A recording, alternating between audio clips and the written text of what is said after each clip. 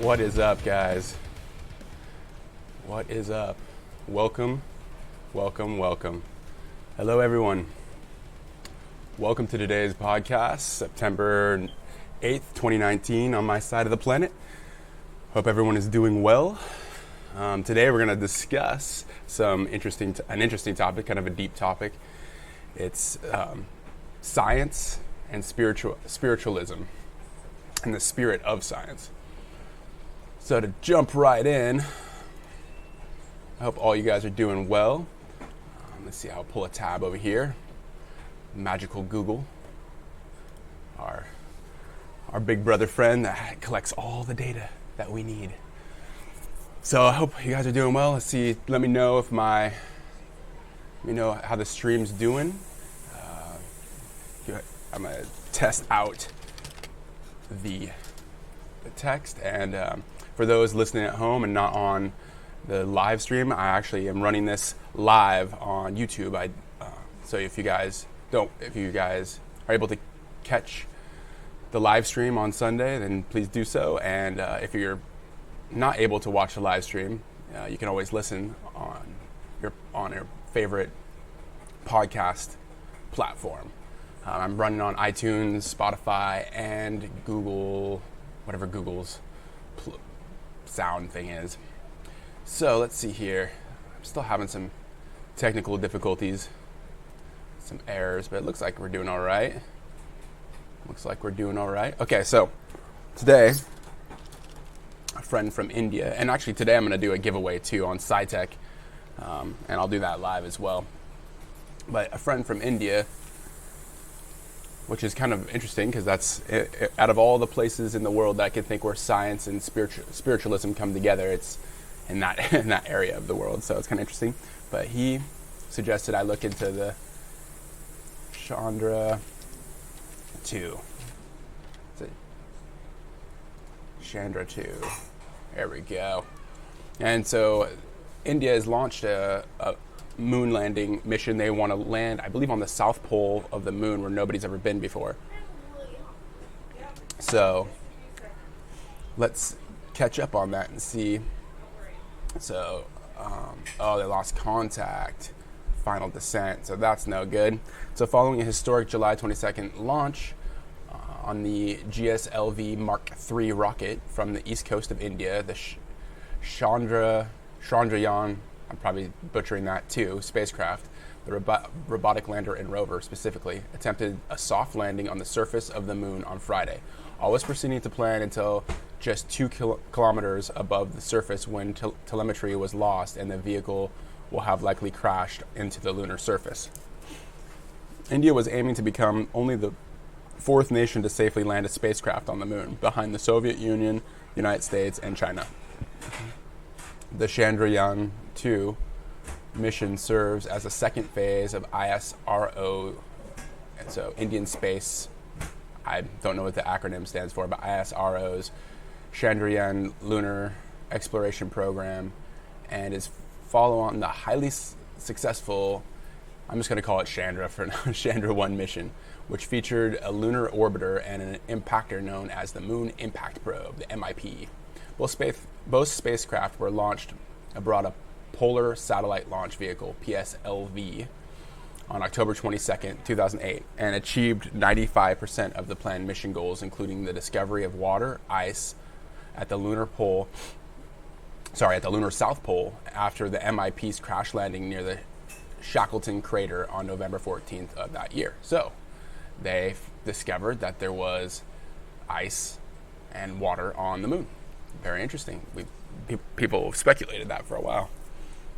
So Chandra 2 employs a group of 3 spacecraft that will orbit, land on, and rove the lunar surface. The unnamed orbiter, the Vikram lander, and the small Pragyan rover combined, the 3 mission elements weighed in at 3,850 kilograms or 8,488 pounds at liftoff. Currently, whatever. Just getting an error on my live stream. So, The mission was originally slated to launch sometime in 2011 as a joint effort between ISRO and the Russian Space Agency, Roscosmos. However, numerous delays and financial troubles pushed the launch back by nearly 4 years to 2015 and ultimately led to the Russian withdrawal from the program, which is really interesting. ISRO then decided to carry on with the mission independently. As such, the launch was once again rescheduled for no earlier than March of 2018, but was delayed even further to April and October of the same year, and eventually moved into the first half of 2019. So that's basically just, a list of information. If you want to learn more, you can always go to spaceflight.com is where this comes from. I'm sure there's plenty of information out there, but it's interesting to segue, to lead in, to start thinking about, especially when you look at space, like it back in, let's see, what was it, 1969, 1971? It's pretty sad. It was 69 was the first moon landing of people, right? Or am I incorrect on that? Moon landing history. Yeah, 1969. So back in 1969, when we first landed on the moon, and even before that, when we first put men into space, and there was a televised event where people could see what the planet looked like. That was like a huge game changer to kind of get a perspective of just how precious our planet is and how small we really are. So it's really interesting. And by the way, if any of you guys have any questions listening live, please chime in. Any questions or any topics you want me to talk about as far as the spirituality of science. But that was one of the first in our past 100 years at least, where the greater consciousness of the planet and the scientific community on the planet kind of awakened to just how fragile and how interconnected we all are on this planet. Like if this planet's gone, if our home, our mother, is destroyed, then we really have nothing. So, and that's kind of what one of Elon Musk's thing that he's passionate about is he wants to get to Mars. And there's a lot of big entrepreneurial figureheads that all are trying to making a privatized space race for competition. And I find it really fascinating that, it's like people's spirit, their passion for something, and the will of the spirit to manifest something in reality is really what's been like a driving force for most scientific discovery. And I think a lot of times in the mainstream scientific community, it goes overlooked. Like people discredit spiritualism as nonsense oftentimes, and not always. I'm generalizing here, but I think standardized education, and at least in the U.S., it's really not encouraged for people to go and find what they're passionate about. Instead, you have this organized. You have to learn this, your basic reading, writing, and arithmetic.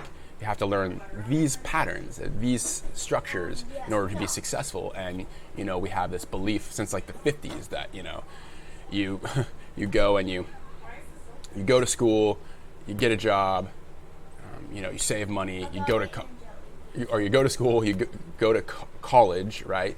You get a job, you save money, you pay off your debt for college, and then you retire at a certain age. And that type of mentality is really, it's rooted back in like the 1950s during the military industrialized complex, when after World War II, we started becoming more industrialists, like our industrial nation. I mean, we were already industrializing before that, but that was really like the head where all of a sudden, because we could tool up for the World War II, we were all ready to go. We had all these systems in place. But however, we haven't evolved so much since then, which is like kind of the sad part, right? We haven't evolved so much then. So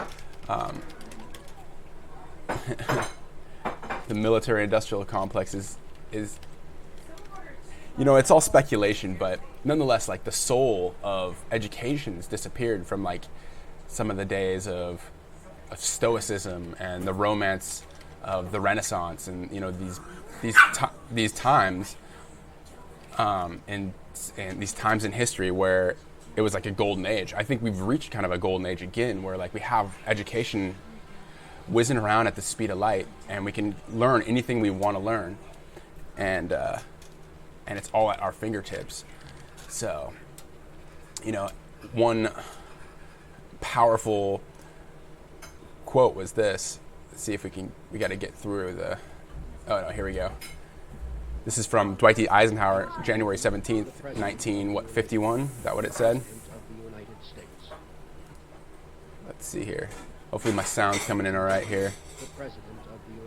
This is just the U.S. perspective, since that's my unlimited perspective. We now stand 10 years past the midpoint of a century that has witnessed 4 major wars among great nations.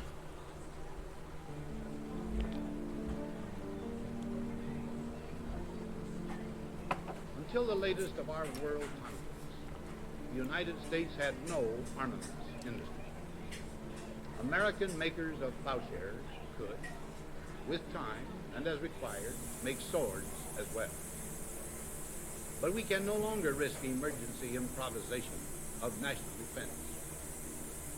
So he's talking about, American militia and some of the principles that the United States were founded on to move away from an already huge governmental body of the bloodlines, the families that really make it their whole mission to try to control as much of the world as possible. I know it sounds crazy, like Illuminati conspiracy stuff, but there is actually people out there who are raised and conditioned mentally, and even spiritually in a way, who they are. They feel like they are a chosen person to be able to guide the earth in certain directions. I do think that a lot of it's illusionary, but that's kind of what he's getting at, is for the people to have the power to be able to uprise against people with that mentality, right? We have been compelled to create a permanent armaments industry of vast proportions. Added to this, 3.5 million men and women are directly engaged in the defense establishment. Now, this conjunction of an immense military establishment and a large arms industry is new in the American experience. The total influence, economic, political, even spiritual, is felt in every city, every state house, every office of the federal government. We recognize the imperative need for this development, yet we must not fail to comprehend its grave implications. Our toil, resources, and livelihood are all involved. So is the very structure of our society. In the councils of government, we must guard against the acquisition of unwarranted influence, whether sought or unsought, by the military-industrial complex. The potential for the disastrous rise of misplaced power exists and will persist. We must never let the weight of this combination endanger our liberty or democratic process. We should take nothing for granted. Only an alert and knowledgeable citizen can compel the proper meshing of the huge industrial and military machinery of defense with our peaceful methods and goals, so that security and liberty may prosper together. So this is my point in the spiritual, the spiritual aspect. Spiritualism itself is finding oneself, one's purpose, right, and something that's behind just the physical world. It's the invisible, that which we can't see, and finding who you are and what your purpose in life is. That all ties into spiritualism. Whether you find that through a religion or whether you find that through walking through the forest and going on hikes. Everybody has their own way to navigate this human experience. And it's really unfortunate that we've developed a system, right, that is very physically dense, I guess I should say. It's very focused on material things, and those material things are, building armaments and creating a system where we're not in a harmonic balance. And I think that's really the collision of spiritualism and science, is ethics and morality, all those things tie in together. Like, it's not so much that we have a gift, it's what we use with our gift, you know? It's what are we using it to protect, or are we using it to, you know, for self-interest? And so things like ego get involved with not just on the individual level, but on the level of cultures, on the level of, like, here's an example. In the US, right now, we have many kids, and like when I was a kid, I grew up on television and stuff like that. Now it's advanced so far, we have many kids who are on social media, which is an incredibly powerful tool, guys. Like, you know, think about this. You have Johnny, who's like, you know, is destitute. He's poor in the US, but he watches just one video. He has a phone, you know, that's the one thing he has. That's his prized possession. He watches this one video that inspires him to go and do something with his life and create something, make a little bit of money, and work with the system that's in place to do the things that he loves to do. So he starts, you know, flipping shoes from on Facebook Marketplace. You know, he starts using the tools that are in place, right? Rather than just surfing endlessly and scrolling through and liking and hoping for followers and stuff like that. He's using it as a tool, and then he starts building his social media to show what he's doing to educate other people, as well as be able to sell to more people, right? And be able to give some type of value and do something with his life. And then suddenly, you know, 3-5 years, he's no longer poor anymore, right? He's worked his way out. And I think that this is true for almost anywhere in the country.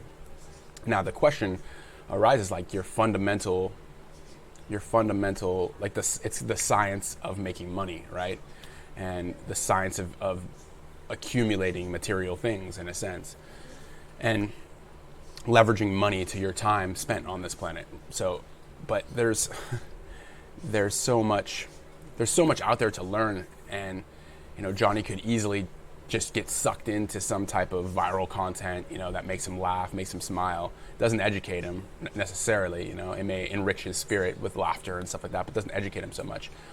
And, you know, and then start building up followers for, like, this dopamine high, right? This, oh, I have this many followers and this many likes. But instead, you know, he was educated by somebody else. Somebody else out there was like, hey, you can use this to make money. You can use this as a platform to educate people, to make education entertaining. You can use this as a platform to show your passion off to the world, you know? I think that that's really the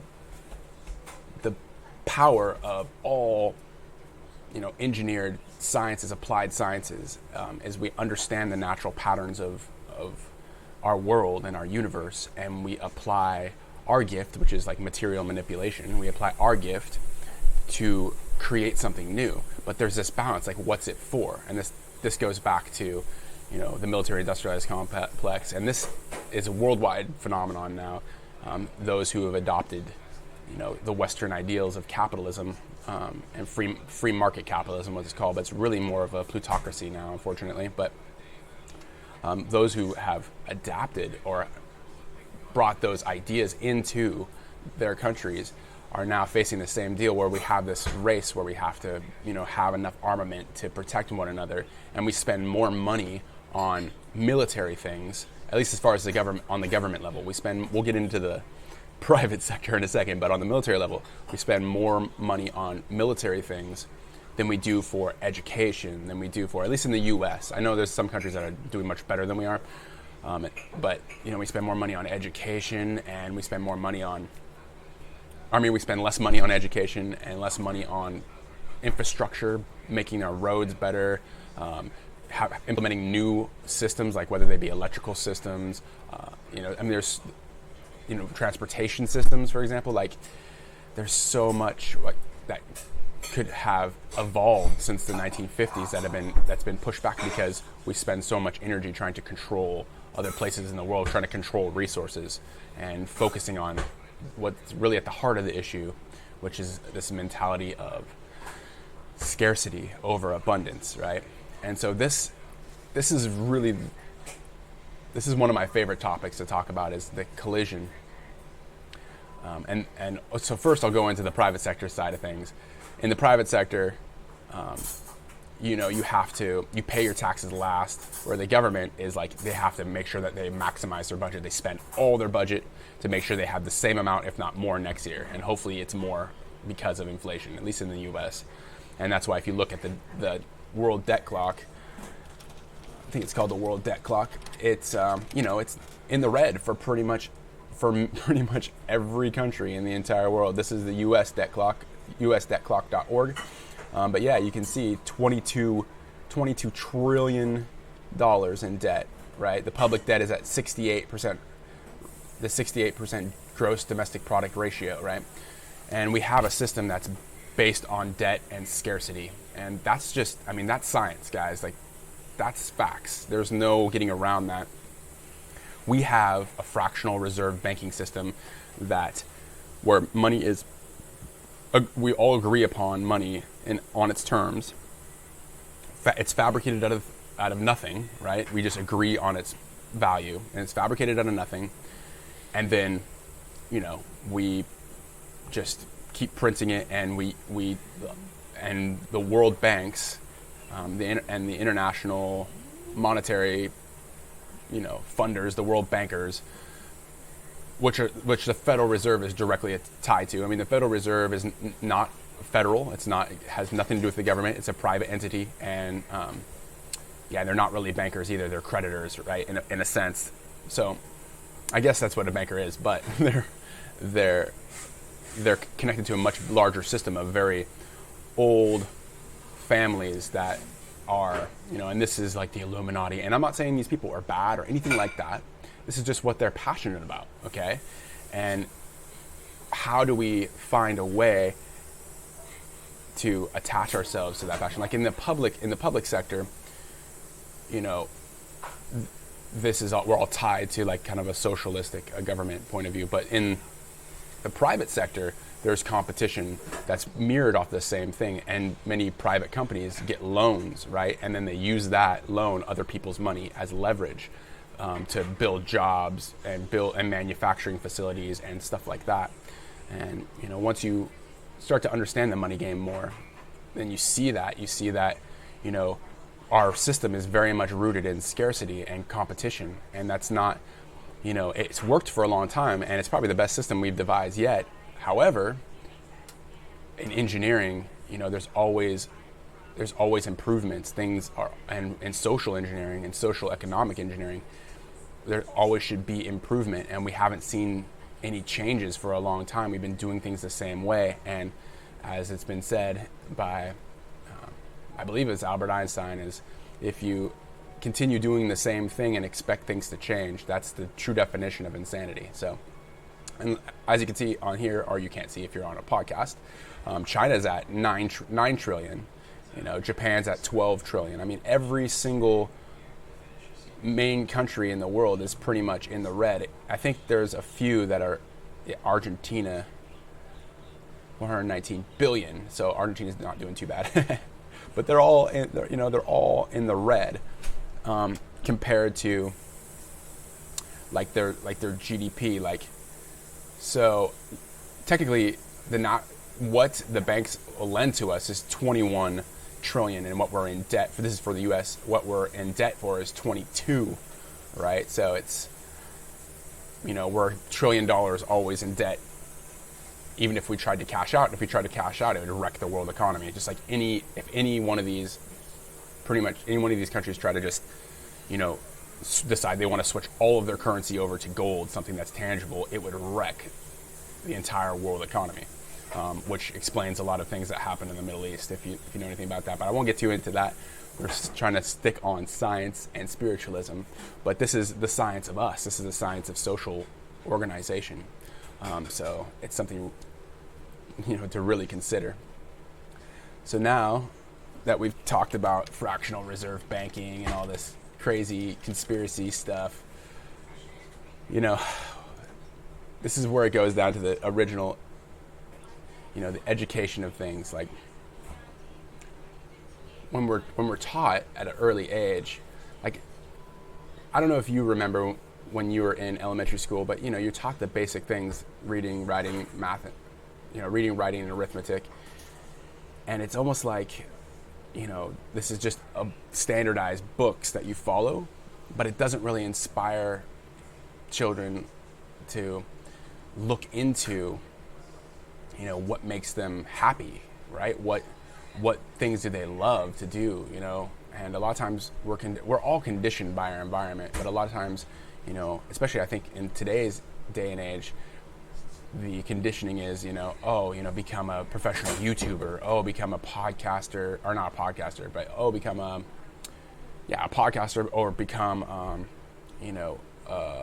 a hip hop artist. Now a big thing is become an entrepreneur, right? And these type of things are great, but a lot of it's conditioned. Become a scientist. Like, what kind of scientist?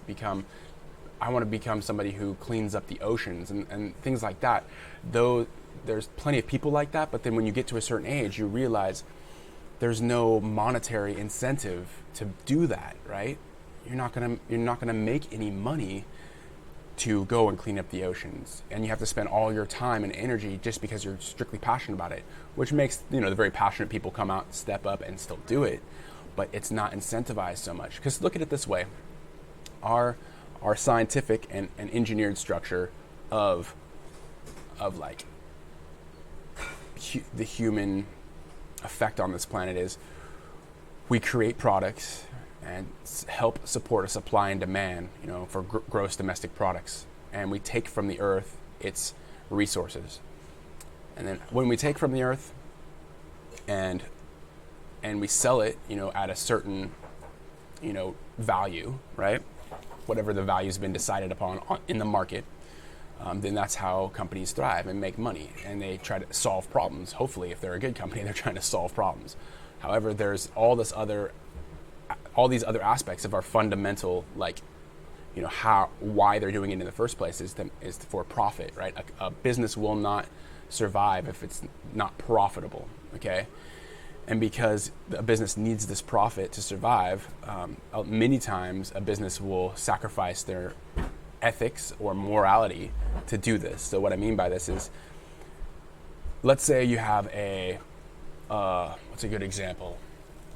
Let's say you have an offshore oil rig, right? And this offshore oil rig company, right, is pumping oil and all this kind of stuff. And one of the engineers is like, hey, I just got this crazy idea. Why don't I can easily build this little wave generator. It will generate electrical power from the waves. And, starts playing around with that in his off time. He's like, and then we wouldn't pollute. There wouldn't be carbon emissions, all that kind of stuff. We wouldn't put poisons into the atmosphere and into the ground.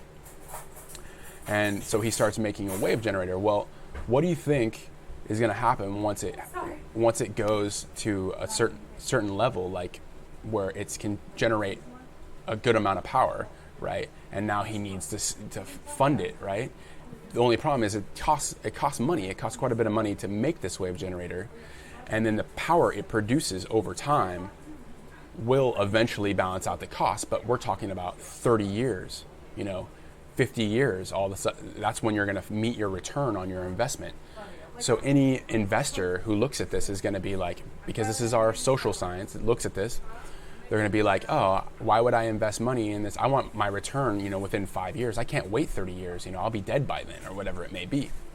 So then you have to find where the root cause of the problem is for that not to develop, because we all know, like, if there's some type of way to create power in abundance, it will help so many people across this planet, right? So then you have to look at the root problem. Well, what is the root problem? I feel like the root problem is the military industrialized complex, or this fractional reserve banking system, and the systems we have in place that encourage scarcity and competition rather than abundance and unity. And so those things are, of course, well, I can talk about that until I'm blue in the face, but what are we going to do about it, right? So where does this put us, right? So one of the solutions that I've heard is something called the Venus Project, and you guys may have heard me talk about this before if you follow my channel. It's one solution. I'm not saying it's the solution, but it's one of the solutions. And the basic concept of the Venus Project is a resource-based economy. Okay, And this means that all of the resources of the world are shared commodity, which means they're distributed evenly, like across the world. And some people may think that this is communistic, but when you go into the isms, I'm just going to jump into this because it's the spiritualism. That's, humanism and spiritualism are the first two isms to the whole psychology of our social entities, right? And this spiritualism and any type of ism is basically just some type of characteristic that a society has or a person has. Communism is based on community, and the community builds each other up and helps each other out and is shared evenly. That is neither good or bad unless it's, it just depends on how it's applied. It's just like in engineering, because it is a social engineering, right? It's social engineering. And in engineering, you can build something that has great promise in one area, right? But poor promise. A perfect example is like a car, right? You can build many different types of vehicles. One type of vehicle can drive really fast. It can get off the line super quick. Let's say it's an electric car, it can get off the line super quick, but it's limited to its top speed because the motors get too hot, and there's so many other factors, but that's one. The batteries start to get hot, you drain a lot of power. There's so many engineering factors. Whereas if you have an 8-cylinder, right, an 8-cylinder, like a Cobra, I don't know, I'm not a super big car guy, but you have an 8-cylinder car, and it can't take off the line like the electric car can. It may take 6 seconds or 5 seconds to get up to 60 miles per hour, but its top speed can go far beyond the electric car. Do you see what I'm saying? So looking at communism and capitalism and socialism, all these isms, they're all intertwined dynamics in our social behaviors, in our social structures. There's no limitation.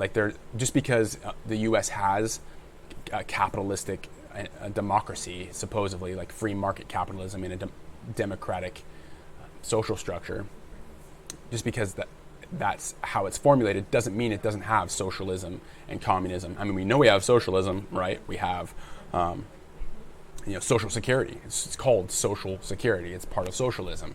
We have communism. We have communities of people that come together and live together and create community gardens and things of that nature. That's communism. All these are part of the social dynamic that you can never get away from. So when you start hearing people's opinions, and that's what they are, people's opinions about, these people are liberals, all these people are communistic, all the different isms and political structures, they are all just little fragments and sections and points of view that should be considered, I think, but are ultimately, they don't mean a whole hell of a lot unless they're applied some way. And so right now, what we're applying is fractional reserve banking, a debt-based system, and plutocism or plutocracy, which is the idea that a small group of people have the right to dictate what the majority does with the earth. I think what's slowly happening, and it's probably scaring those people, since it would be my guess, is that we're slowly transitioning to where the majority of people have more of a voice and we have more influence. Like, you can get on Facebook, for example, and the private sector has made something that is a tool that can be used for negative things, but it also can be used for very positive things. And ultimately, I think that's what many of the big tech companies, they feel they have a responsibility. The big data companies, they feel they have a responsibility, since they know they can influence social change so much. They have a big responsibility to make sure it's in a positive direction. So the money's kind of switching hands and the power switching hands. It's always been about, money has always really been about GDP, gross domestic product, and how much a country can do according to its population and how much they can create. So it's about human time. So money really represents time. They're both very, very similar. And so a resource-based economy would be completely different. So it'd be based around, how much the Earth's resources are. And the first idea of the Venus Project is to basically create a whole system of a database, right? Like Google already has in place, like Facebook already has in place, databases with an algorithm that takes an inventory of all we have. And so there'd be a huge effort to survey. It'd be a worldwide survey effort, first and foremost, to try to get a grasp on just how many resources the Earth has, right? That'd be first and foremost. The second part of the Venus Project that would be implemented, right? Because it'd be a slow transition. The second part of the Venus Project that would be implemented is creating city structures that are self-preserving, right? To where it's a city center that's well built, autonomous cars, circular city designs with green, sustainable building structures, things that last for a long time. Like, I don't know if you guys know this, but right now, in the U.S. at least, there's many countries who don't use this because they have old cultural ways that are actually far superior to what U.S. has done. But since the military industrialized complex, since, when we first arrived and took over the land from the natives of this country, we started using the wood as a resource because it's really easy and quick, and because it tied back to our European roots. But this was built upon an industry, the timber industry, where people made money off of how much timber they sold on the land, right? And this was the engineered application of building a house. But you have all these other ancient cultures that actually built houses that are dome-shaped out of mud and clay, and these structures have lasted hundreds of years. Or for example, look at the pyramids. It's made out of limestone and built up in a pyramid structure, right? And spheres and pyramids last a lot longer as far as a shape than a square. But yet we build these square buildings because that's our tradition, right? That's the way that we decide things are, should be, and we've all accepted that, just like the monetary system. So this is kind of comes into what's the social norm or the status quo? Oh, we've just been doing it this way for so long, we're just going to continue doing it this way. And that's what I'm saying, that's dangerous, because if we don't change something, eventually it'll come to the point where we're going to get a slap in the face and we're going to have to change something, because it's not progressive. It's not what life does, right? Life is progressive. The consciousness of this planet is always progressing. Doesn't matter if you're human, dog, butterfly, snail. It doesn't matter. Over time, we're always progressing, always improving. Because if we weren't, then life wouldn't be moving forward. And it's a beautiful balance. It's a beautiful thing. So, resource-based economy. That's one avenue. And so after the databases are collected, and to some people that's scary, like, oh, you have AI and these algorithms controlling the resources of the planet, but we're still in complete control. I mean, anybody who's looked into AI science, we're very far off from a self-aware AI, unless there's some black project hidden deep in the catacombs of one of the governments where they actually have come up with something. I don't know. It could be possible. But as far as what we have, the data we have presented for the public right now, there is no AI that's self-aware right now. We don't have anything to human level. Like, we are literally quantum computers, and what we have as far as AI right now are layered two-dimensional computers, just at zeros and ones. There's no three. There's no other variable. So that scares some people, but this is with the control, not the control, but the influence of the human influence over these algorithms, and we're creating it. It's like our children, right? Creating these algorithms to help disperse everything evenly, right? That's really kind of a powerful tool that we can use, because then it makes it trustless. And what I mean by trustless is cryptocurrency is very similar. Like, you take out the human element of something so it can't be manipulated and controlled, right? You have a resource structure, and it could be done with cryptography. It'd probably be really good to use blockchain technology to be able to set up a resource-based system, right? And in this resource-based system, people who are outside of the cities, if that's what they choose to live by, could come in any time and get what they need. And robotics and all this other type of stuff would be encouraged, and people would study it, mechatronics, all this stuff to build up automation, create as much efficiency as possible for both creation and recycling evenly, because there's no profit to be made. It's just everybody wants to live, to give their passion, what they want to explore. And it doesn't have to be one thing. They can be like, oh, I love this, and they've been doing it for years. Then they get burnt out. They're like, I want to try doing, I love playing music. This is, and they master it. But now that they mastered it, and they go around playing for people, or they make music in spaces where people like to create things. Now they're like, man, I want to learn something else, and they can easily just go and learn something else anytime in their life. After the structure's been built up. It's not like these type of things happen overnight. But the first step is to find a direction, to be cognizant, or conscious, to take the thought and bring it into reality, the thought into form, And that's really like the convergence of science and spiritualism. Really is thought into form. Like, we take a thought of who we are, like our passion, and we bring it into reality. And if our passions align with blowing shit up and military destruction, then obviously we're going to help to create military things.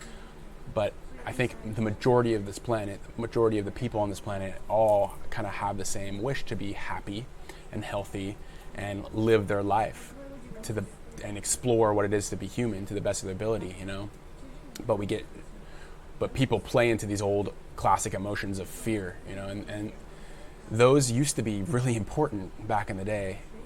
The fear of change meant that, you're walking along and, you're in the jungle, and all of a sudden you see this twig broken and some cat scat, some cat poop on the ground that you recognize. Oh, that's tiger poop.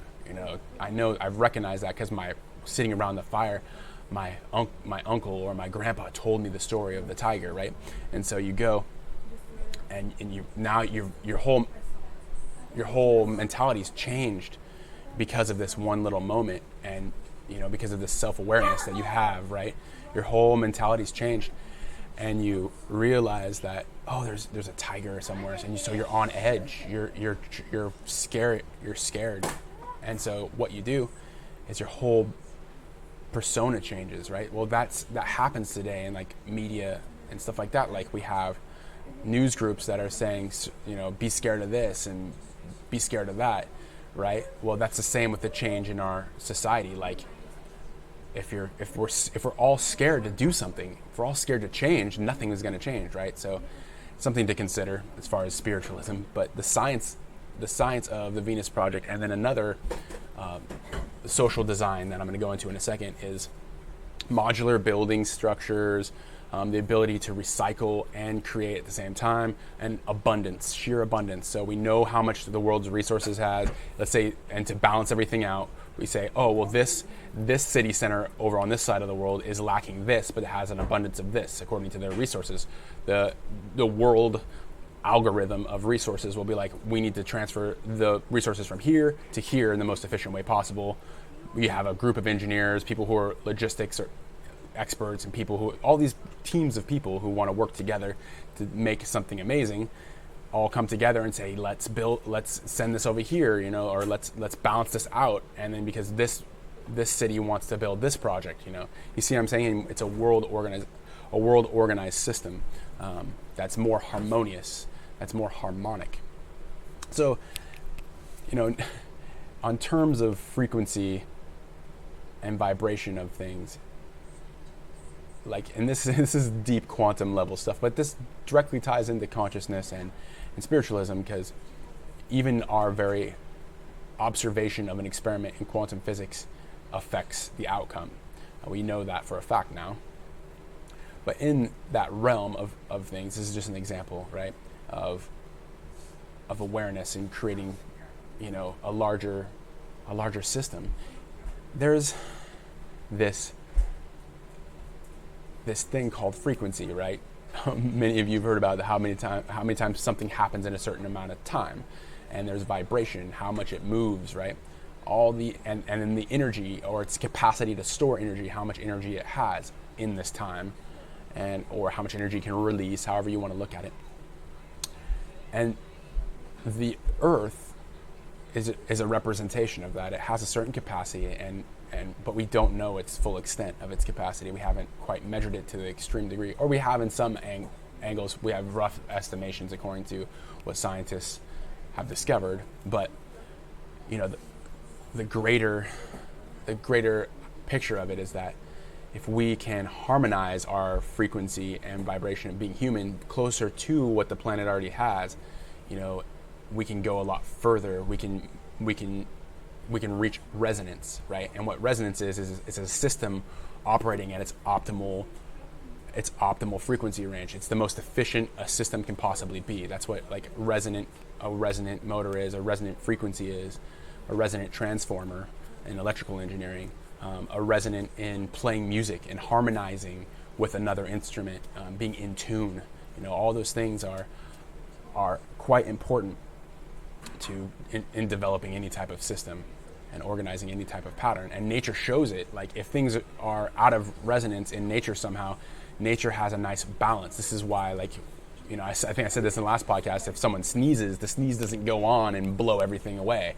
The sneeze doesn't continue to spread air for a long period of time. There's a balance to every action, is an equal or opposite reaction, right? So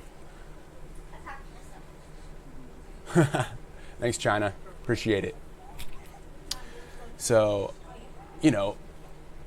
this is like total pie in the sky stuff. Like, some people think it's just crazy. Like, I think that's what China is getting at. But what else are we going to do, right? What else are you going to do? Like, there's so many things in place. We just keep doing the same thing over and over again and expecting it to change. So on a social level, like on a general engineering level, having solar panels, having all these things that we can take the Earth's resources and be able to use and recycle as much as possible, right? Instead of for the means of profitability, it's for the means of, I'm totally crazy. China is saying I'm wacko and totally crazy. It's absolutely true. I am crazy. But there's this song by a guy named Seal, and he said, we're never going to survive unless we get a little bit crazy. So people who think I'm crazy and stuff like that, if you look at anybody in history, they say they were called crazy and insane. I don't care. You're entitled to your opinion, and you don't want to know how much it's worth.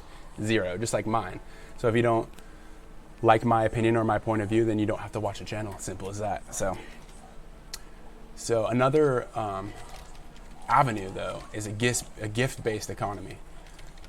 And this can be more on the local level, because right now we have fractional reserve banking, and we have, a system where we're all in competition with each other. A gift-based economy or a gift culture exchanges valuables, and they're not like sold or anything like that, but they have future rewards, like what people will help people in the future, what will help people with abundance, like where like growing a farm or a food forest. I don't know if you guys know what a food forest is, but basically in permaculture, which is a type of it's horticulture, or it's a type of engineered, it's an applied science towards building and food and creating food reserves and feeding animals and people.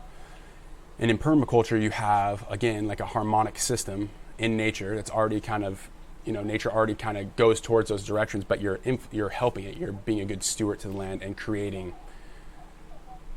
Yeah, see, thank you, China. That's a gift-based economy. You mean communism. That's a classic thought, is that it's communism. But if you go back in the video a little bit, I explain that there's no getting away from communism, capitalism. I mean, if you see an apple on a tree and it's ripe, right, and you're hungry, you're going to capitalize off that situation. It's built into us as our psyche is. We're going to go and pick that apple and eat it.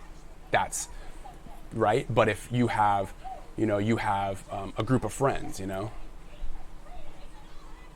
okay, you're entitled to your opinion, bro. But a gift-based economy is that you find what you love to do, and the more that you give in your society, the more that you have.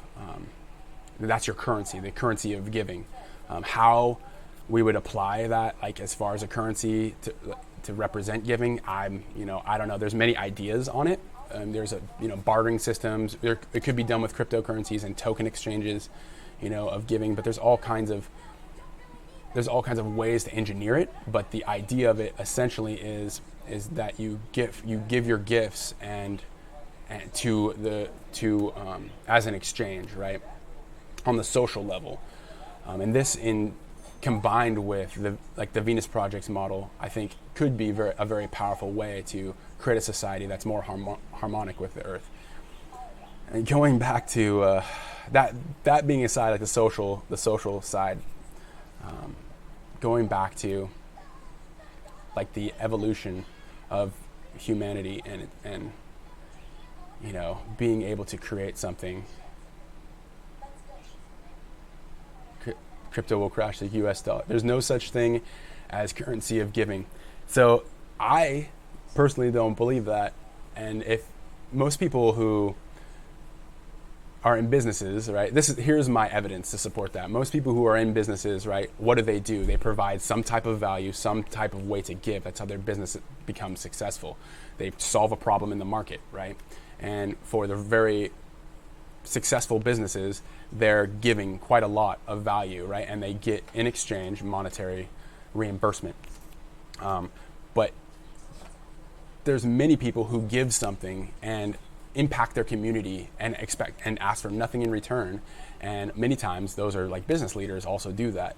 It's not a matter of good or bad or anything like that. It's just some people have it in their souls that they want to give back. That's, they really feel like that's what makes things progress. They give back to a library, they give to a school, whatever it may be.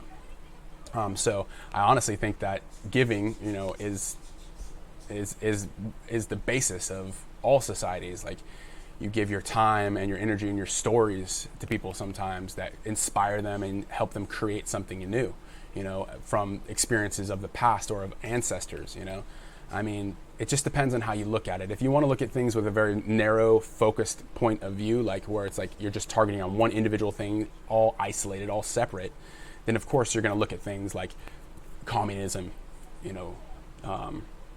capitalism, that they're all different, right? But really, if you look at holistically, all of those encompass, the human social design. They're all in there. You can't get away from any of them. They all exist in our social design. We've just put labels to certain patterns that we do as human beings, certain social dynamics that we do as human beings. We've put labels and terms to those things. So, but I could be completely wrong. You may have a completely different point of view, and I respect that. But this is just something that I have done a lot of research on and thought about quite a bit. And like, talking about it's one thing, but like I'm trying to do something about it too, guys. If you know my story, like, I'm doing my best to with what I have to create something. Like, I'm working on a harmonic fusion experiment, which is totally batshit crazy for most people, but there's something there that I've seen and recognized. I think nature's telling me something, and telling us something, because I didn't learn this just from myself. It's not like I came up with it all by myself. It's ideas and concepts that have been built upon by ancestors, by people in the past.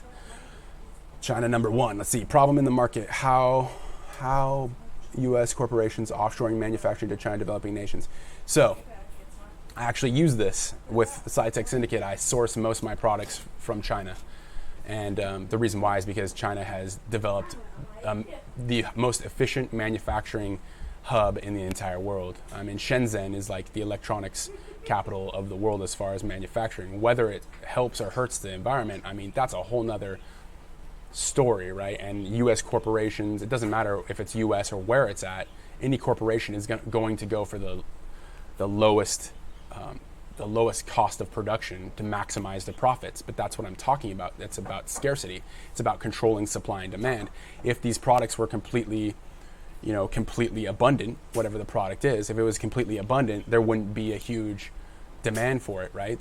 And so people wouldn't be able to make money off of it. So this is what I'm saying. The scarcity issue first is like one of the first things we should address, and having a holistic approach to the resources we have on this planet. Like, the things that we know are finite, at least on this planet, We should be finding ways to either find out how much energy it takes to make them, because in my honest opinion, there's no material we can't make by using its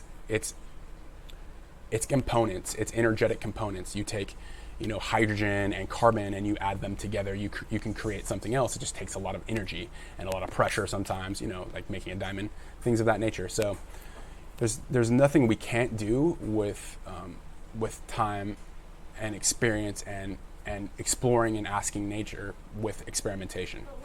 And that's just my opinion, but that seems to be the case when you look at our innovations over the past, when you look at our development as a human species. That's absolutely I don't see how anybody could deny that. If you have a case against that, please message me, send me an email, direct message me, whatever you want to do. So that's a really deep topic, but that's kind of what this channel is about, right? Is going to having conversations that are challenging, that challenge status quo, that are deep and are reflective, both in social culture and personal conditioning. Like I'm a U.S. citizen. I'm a privileged white male, you could say. I've been conditioned many different ways and had to unlearn things. I think that's one of the most potent ways of learning, is to actually unlearn, to take what you've looked at, what you've been taught non-biasly, like where you look at the bigger picture of things. You look at the general system, the overall picture, the worldwide picture, and look at from other points of view, which is like relativity. It's relative to a certain space and a certain time. I don't know what you're saying, because I'm typing and you're interrupting. So back to the spirit of science. Like science was always to understand the patterns of nature. I don't know too many people who would disagree with that. I mean, the definition of science is, to empirically categorize nature's components and be able to have a language, like with mathematics, to describe what nature does. So the best thing to ask, right? Any question would be nature. And what's a better example of nature than when you look in the mirror, like our biological we are like biological machines, like our biological machine. Nature has created this along with everything else you see outside you, but looking inside yourself, right? Like this is stuff that is difficult to talk about, because I can't tell you who you are. Nobody can tell you who you are and your place in this world, but those are the fundamental questions: who, where, why, what, who am I, where am I from, why am I here, what is life, what's the meaning of life? All those questions are deep, you could say philosophical questions that nobody else can ever answer for you, and you can only act upon your ideas and only ask nature and explore and see what you like to do in life, explore and see what this life is for you, right? So China #1, challenging topic. Read and discuss the following publication: Israel's Economic Espionage in the United States, Duncan Clark. So again, this is my point of view, is if you're always looking at the problem, so if we're always looking at the espionage and the mindset, you're immersing yourself in the ideas of ill individuals, spiritually ill individuals, people who are out to control, and they have a lust for power and greed. Like they think they hold on so tightly to this material realm, not ever taking consideration of why am I here, who am I, all that stuff, the spiritual side of things. They're really holding on to being human, thinking that one day they'll die, or thinking that one day, maybe they could live forever, perhaps is some of their thoughts, but thinking that they'll never die, or thinking that, hopefully the majority of them just are trying to make great change and trying to save people's lives, whatever it may be. But an example that you gave about Israel economic espionage, I don't even want to look that up, because I know that there's all kinds of espionage and all kinds of secret happenings and ways that governments are trying to manipulate other governments, all for the sake of scarcity and control of resources. I mean, a perfect example is you look at what happened with Africa, or you look at what happened with Middle East. Like there's so much pressure from every angle, from every other country, because there's a huge resource grab. Africa is like one of the oldest continents according to geographic science, geology and stuff. It's one of the oldest continents above sea level, and it has an abundance of resources. So of course there is colonization. Of course, the people who first developed immunities to diseases and first developed weaponry like guns and understood steel and understood those things because they freed up more time, and their cultures became a little more efficient, but they would utilize that. They started to become specialized in certain things, right? And became specialized in military. Of course that's going to happen. Israel, it doesn't matter what country. There's so much that going on. But what's the fundamental problem? What's the root of the problem? Like that's really what we should be focusing on. Like if we just continue to put band-aids on stuff, right? Nothing will ever change. Like you're covering up a leak in a pipe. You're covering up a leak in the pipe with it's just trying to put tape on it, right? And it'll last for a little bit, but it's not going to last forever. It's the same reason why we continue to print money. We're just printing money on top of money, and it'll last for a little bit, but dude,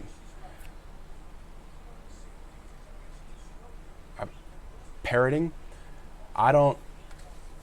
okay, so China number one, dude, why are you parroting United Nations communitarianism?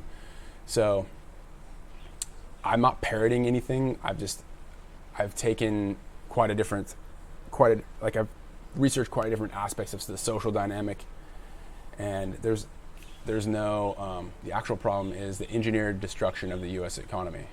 So Rome fell. Things are going to change. China number one. Doesn't matter what you do, things are going to change. Like that's the universal constant. Things will always change. So it's just how we adapt to the change. Like that's what evolution's about. If we become specialized, like America's done, and even China's doing it. If we become specialized, like many countries are doing, at just creating physical things to be thrown away, right? And there's no balance between creation and destruction. A very deep spiritual concept. Then we're gonna reach a point where it's too much, and it's like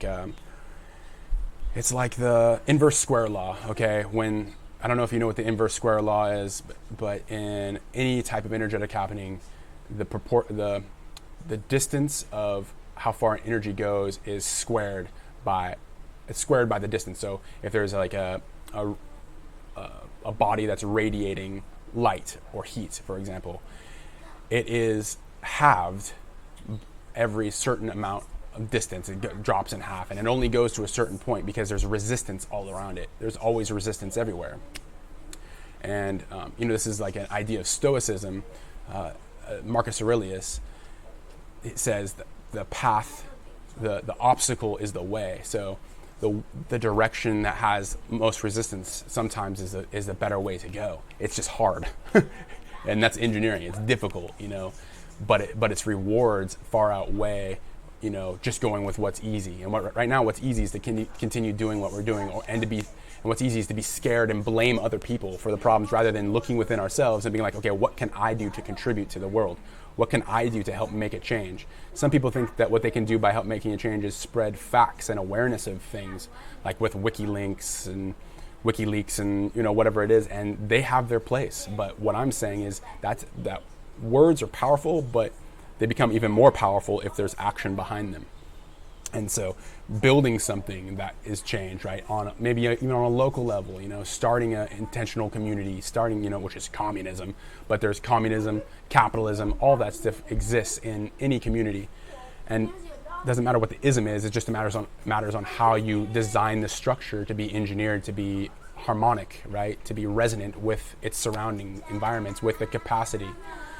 So China number 1, specialized. Too bad the U.S. is handing America's intellectual property to Israel and China. China will unfortunately dominate the high technology sector while the U.S. becomes a welfare state. Yeah, look within while ignoring the destruction of the world, I guess, TBE. Yeah, no, you have a point, okay? You have a point. However, if you looked at the beginning of this, we're all on a debt clock. We're all organized. We're all together. So, like, here's another aspect that is like another ism. It's called nationalism. It's thinking that somehow these illusionary borders that we've created with one another, all right, that somehow those borders separate us in any way. You know, culturally speaking, there's very different ways to look at nationalism. We'll go there. So culturally speaking, there's different ways to look at me being a Wikipedia surfer. Anyways, culturally speaking, there's very different ways to look at, you know, how things have changed and evolved. And in every culture, there is always this influx and outflow of different cultural things. Like perfect example is music, food. There's these synergies happening between two different cultures that come together and create a whole new thing, a whole new type of food, a whole new type of music, because they're coming together. And that's evolution, and that's what I'm talking about. If we can focus on all these national borders, like, you know, Germany is doing this to, you know, France or whatever it may be. It doesn't matter the example. If we or Pakistan and India, like another good example. Like they've been butting heads forever. You know, of course, if we focus on all these things that separate us, we're not going to solve anything. Like, we're just going to continue to focus on the things that separate us. So that's a matter of looking within. What can I do to make some type of change?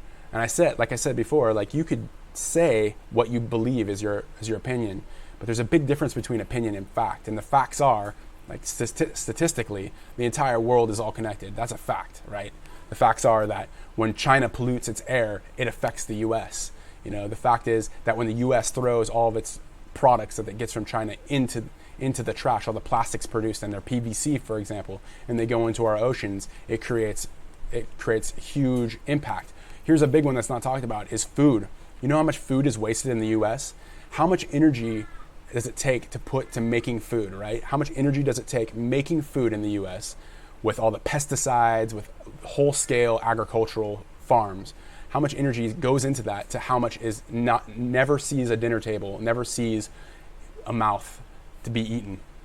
Tons of it is being thrown away, you know, tons. And that's a huge body of energy that's being wasted, and you know, there's no harmony there. It's just a matter of trying to make money, and then they can use all that waste a lot of times as a write-off, or they can sell it off in different ways, and then they make it as cheap as they possibly can. That's why we have GMO. That's why we have all these things, because we're trying to wholesale produce things. Like, look at it this way: corn after it's been gone through these processes where it's created, you make high fructose corn syrup and stuff like that, is cheaper than sugar, right? Why is that? Because there's more corn produced at larger scales, and they have better marketing. They can take it to marketing. They have this drive to be able to maximize their profits. So they made a product they can bring to market to sell off to a bunch of people. So if you look at the corporate entity, you know, there is a spiritualism there. What do they want to do? Do they care more about the profits, or do they care more about feeding people? You answer that question. I won't answer it for you. It's just something to look at. So let me guess, you're a UN global citizen instead of American citizen. No, not UN. I'm a world citizen. I'm a humanist, dude. Like, I respect all people's points of view, and I would my dream, right, is to make abundance in any way that I can. Like, I'm working on a fusion project, for example, that I'm not patenting. Okay, I'm not trying to patent it. I'm not. It's the end goal isn't to make money off of it. I want to create an open source piece of hardware that can heat water at extremely cheap prices and be able to create energy in abundance. Okay, that's using the number one abundant element in the universe, which is hydrogen. So that's my that's my goal. That's my passion in this life. So you're subverting your audience. I suggested you look up Yuri Bezmenov. Okay, I'll look it up for you, man. You are my audience, so I got to give you what you want. Yuri Bezmenov, a Russian.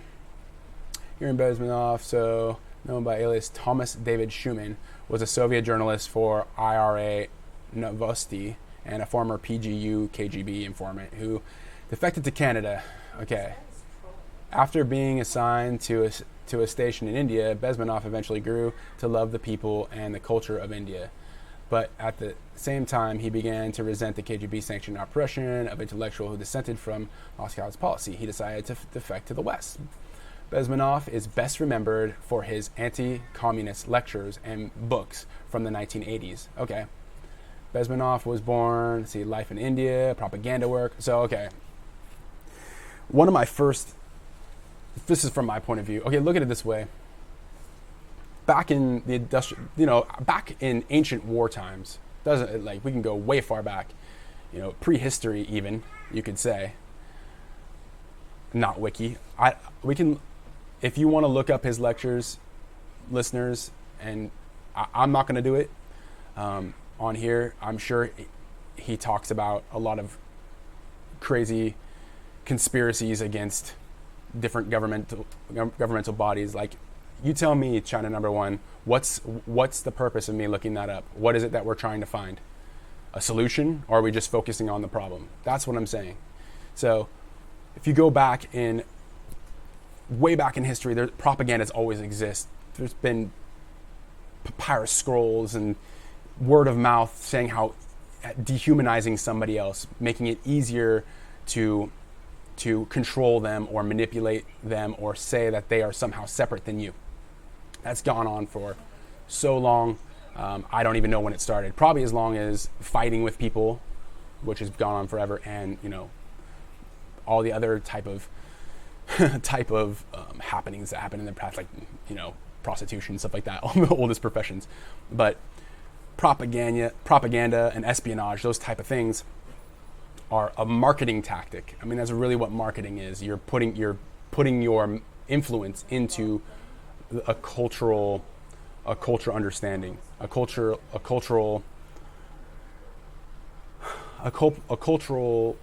what would you call it? Awareness.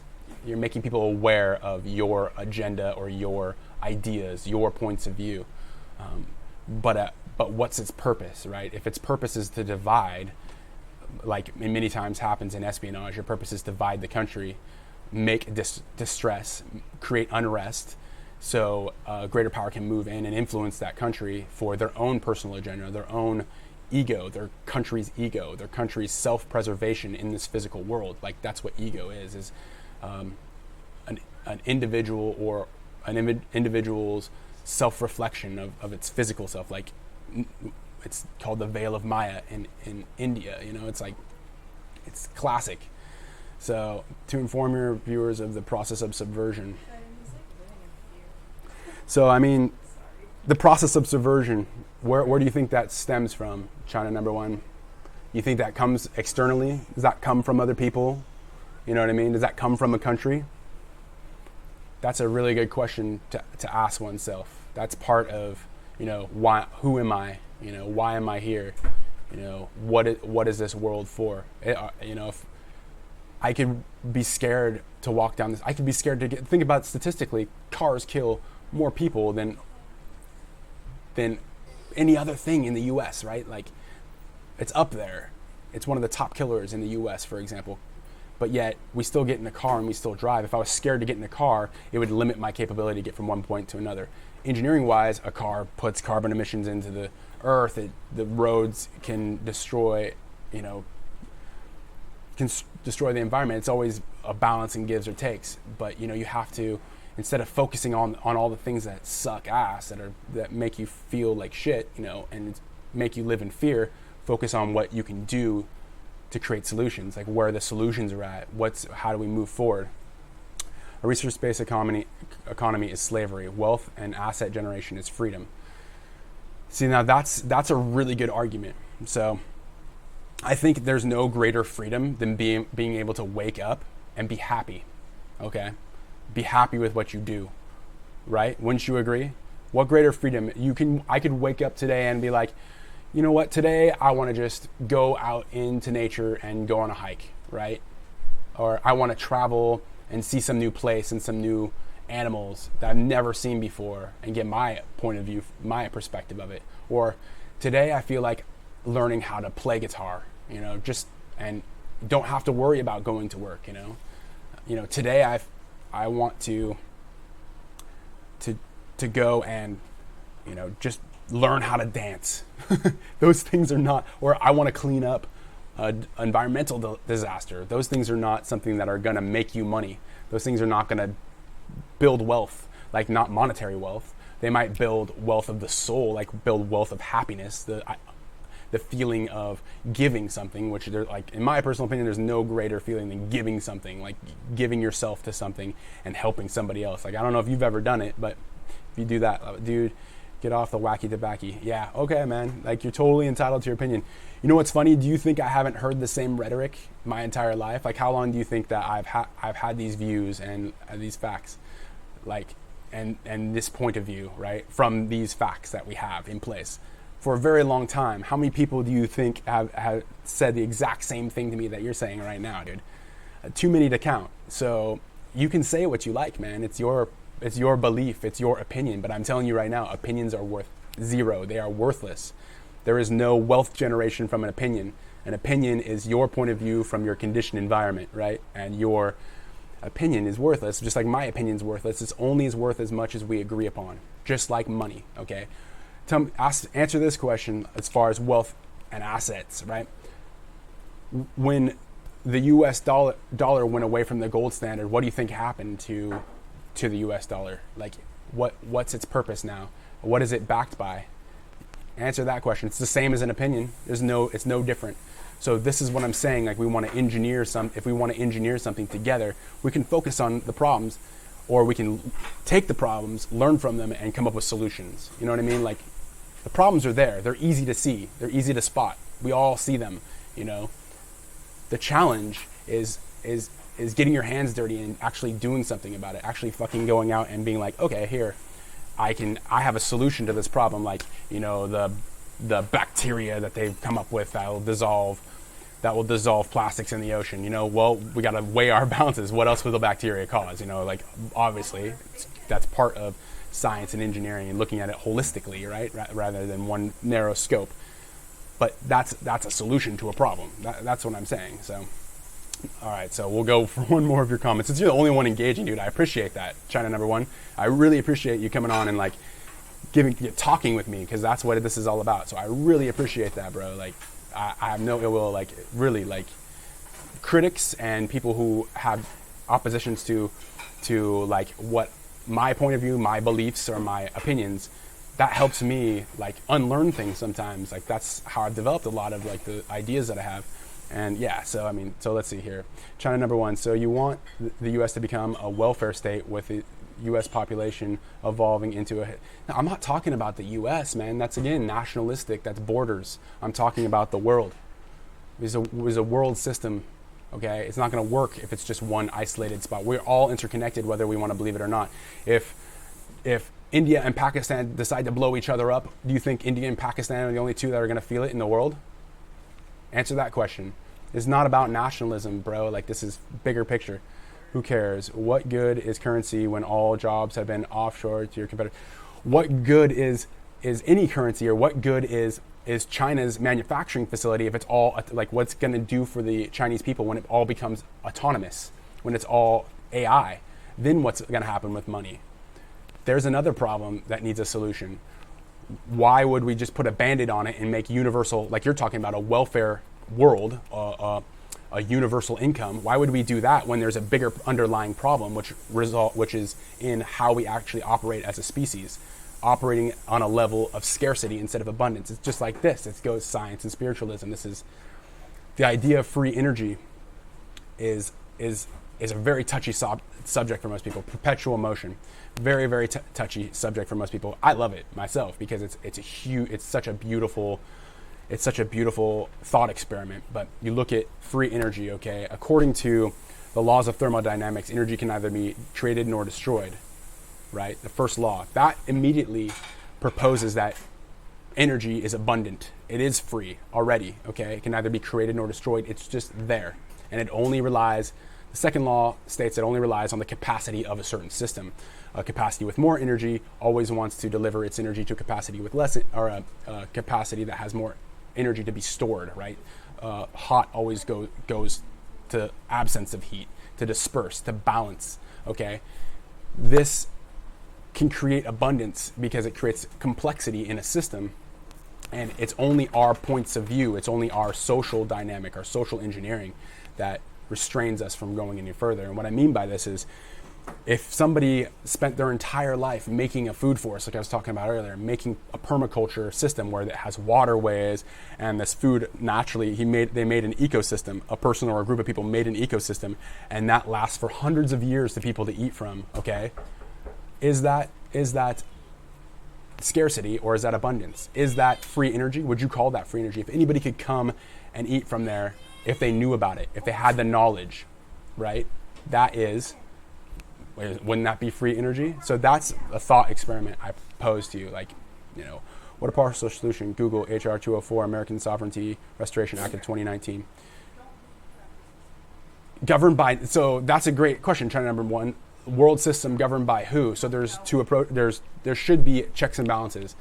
It would be governed by the people, right? It would be democratic in a way, but it'd be anonymous, an anonymous governance system, okay? That now, if you look at things like Dashcoin and blockchain technology, this stuff can very much be implemented, like where we all in the entire world vote and the world majority people vote and the majority vote counts worldwide, right? And it would be autonomous, meaning that there would be no controlling body except for a system that's trustless. There's nobody who can influence it. We've all can see it transparently, right? That this is the structure, this is where all the votes came from, but we don't have any specific, like, this exact person voted on this exact thing, because then that would destroy the whole idea of being autonomous, anonymous, pay my part. So yeah. What's up, Master Ivo? It's my man. Yeah, so, those are all great questions. As far as the HR 204 sovereignty restoration thing, I'm not going to look into that again. Like, I'm not going to go too deep into the governance stuff. I'm trying to really get a holistic conversation started about what we can do as our fundamental operating procedures, our fundamental systems that are our foundation that give rise to all of our other systems, right? Those are kind of the more important things to focus on. And one of my passions, and actually Master Ivo's passion too, is creating an abundance of electrical energy and or energy in general, creating an abundance of that, and then education and making education entertaining. Like, that's really important because you can spread knowledge. We have the ability to learn and spread knowledge so easily now, but so much of us are rooted in fear and, oh, well, I can't do this because, and limiting beliefs rather than unlearning things, testing our own ideas on things and seeing if they hold true. Like, that's what a scientific experiment is that you have a hypothesis that you want to test. You test this hypothesis by putting holes in it any way you can. Like, okay, well, if this condition doesn't work, that means that the experiment wouldn't work altogether. Like, and you try to ask nature the questions. You're not asking yourself. You're not just having purely thought. It's like metaphysics or theoretical physics, as they call them now, but like purely thought experiment. So China number one, introspection. How about you pull your finger out and focus on the external? Then I'd be like everybody else, right? If I focus on the external, how can I not? I'm looking at a camera right now. I'm looking at all this stuff. It's all external. I'm suggesting that there's more than just the external. That's the whole point of this conversation, the spirit of science. There's more than just the labels that we've put on things and the categorizations we've made. It's a matter of questioning your own beliefs and your own structured systems to unravel or to unlearn things sometimes. Sometimes you have to unlearn things in order to learn something new. Like you have a glass, right? If your glass is completely filled with water, are you able to put any more water into it? No, sometimes you have to pour some water out in order to put more water into it, or in order to put some type of flavoring into it. If you want to make, it flavorful, look at it however you want. But so, anyways, guys, this was a lot of fun. I can't wait to do the next one. If you have any topic suggestions, leave them in the comments below. This will be a reoccurring conversation. You can generate solutions without looking at the problem. I'm not sure how that's possible, but if you never look at the problem, did it ever exist? I mean, I don't know how you have to have both. Like, that's how life advances. Like, you hit a roadblock, it's a problem. You have to find a solution to it. You're coming to a river, and it's, you're trying to cross it. How are you going to cross it? Like, I don't know what you mean there. That's kind of, you can't generate solutions without looking at, yeah, totally. Yeah, and I stated that before. Sorry, I misread that. So I stated that before. You have to look at the problem. But if you focus on the problem without any solutions, you're just shouting about the problem, and you're not getting anything done. That's my belief. That's what I feel. That's kind of the spiritual, like it's like this.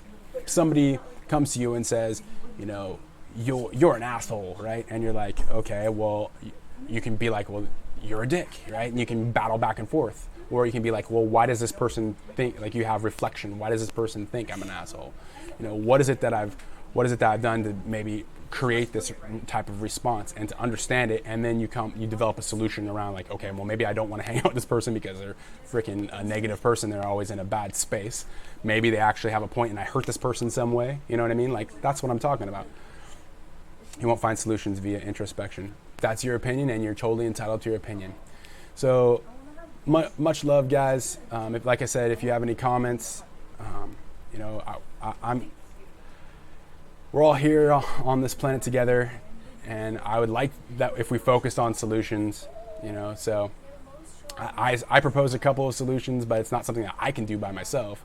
I can only do what I can for myself, like with introspection, which I guess I shouldn't be doing, but I'm still going to continue to do it. Introspection, and then applying it to reality, and I mean, both introspection and retrospection. I mean, it's a balance. Like, I don't isolate one from the other. It's a part of harmonic behavior. It's part of resonance in your environment as any species. It doesn't matter if human or water bearer. It doesn't matter. So we're all at the mercy of our environment and our environmental conditioning. But we have the ability to influence it and to create something anew, right, from what we've learned from the people of the past. That's how evolution always, this generation is better than the generation before. And people who don't think that's true, I mean, if you look at the statistics in the world of violence and all of that type of stuff, okay, overall people are living longer. There's less people dying at early ages. We have more ability at our fingertips than we ever have before. So we can either focus on all the negative shit that's happening in the world, or we can look at the things that are detrimental to us, and we can find solutions to it, like mental illness, like pollution, all this type of stuff. And I honestly, this is just my personal opinion and the way that I've formulated my beliefs according to what I've studied and researched, is that there's a foundation of our social design, our applied social science, that's really at the root to a lot of the problems we have. And if we fix that instead of trying to put band-aids on it all over the place, we can get a lot further. How we go about it, it's not something I can do by myself, but opening up the conversation and then doing the little things individually is a start. So once again, much love to you all. I appreciate you all. I appreciate you a lot, China Number One, for coming on and saying some stuff. I'm totally not going to show that message because it's a little degrading, but I appreciate you coming on with your criticisms, and this type of stuff is open dialogue, and I'm just trying to present some type of knowledge through some entertainment, right? of some sort to be able to open up a dialogue and come up with solutions. And this one was, a very spiritual one, but that's what it was said to be, is going to be the spirit of science and the, building upon other people's passions of the past and finding your own passion through the biggest questions in life. Who am I? Why am I here? And asking nature questions to add on to the scientific endeavor of understanding the natural patterns in the natural world. So until the next episode, you guys have an awesome day or night, and I appreciate you all. Peace.